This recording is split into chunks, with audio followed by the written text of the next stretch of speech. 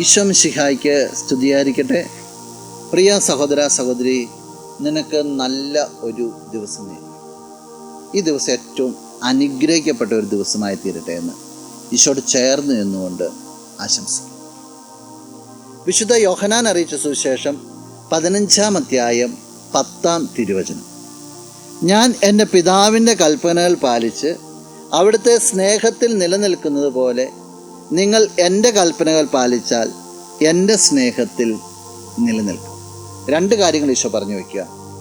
ഈശോ പിതാവിൻ്റെ കൽപ്പനകൾ പാലിച്ചുകൊണ്ടാണ് പിതാവിൻ്റെ സ്നേഹത്തിൽ നിലനിൽക്കുക.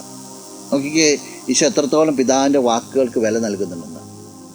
എന്നിട്ട് ഈശോ കൂട്ടിച്ചേർക്കുകയാണ്, നിങ്ങൾ എൻ്റെ കൽപ്പനകൾ പാലിച്ചാൽ എൻ്റെ സ്നേഹത്തിൽ നിലനിൽക്കും. നിനക്ക് ഈശോയുടെ സ്നേഹത്തിൽ എപ്പോഴും ആയിരിക്കണമെങ്കിൽ ഒന്നേ ഈശോ പറയുന്നുള്ളൂ, ഈശോയുടെ കൽപ്പനകൾക്ക് നീ ജീവിതത്തിൽ വില കൊടുക്കുക. നിൻ്റെ ജീവിതത്തിൽ നീ കാണിച്ചു കൊടുക്കുക, കർത്താവേ നിൻ്റെ കൽപ്പനകൾ ഞാനിതാ ശിരസ വഹിക്കുന്നു, എൻ്റെ ജീവിതത്തിൽ നിനക്കത് കാണാൻ സാധിക്കും. നീ ജീവിതത്തിൽ വില കൊടുത്തേ, അവിടെ നീ ഈശോയായിട്ട് ഒന്നായിത്തീരും, സ്നേഹത്തിൽ ഒന്നായിത്തീരും.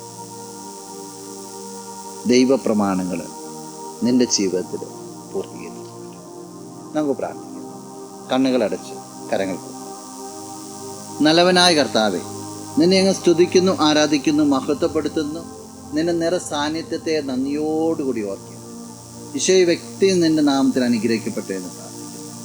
നിന്നോട് ചേർന്ന് നിൽക്കാനായിട്ട്, നിന്റെ പ്രമാണങ്ങൾക്ക് വില കൊടുക്കുവാനായിട്ട് ഈ വ്യക്തിയെ നീ അനുഗ്രഹിക്കുന്നു.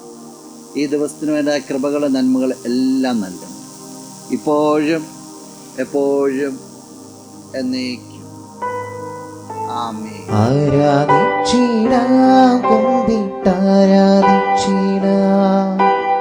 ആരാധിക്കുമ്പോൾ അപദാനം പാടിടാം. ആ പൂജിതമാ രക്ഷാ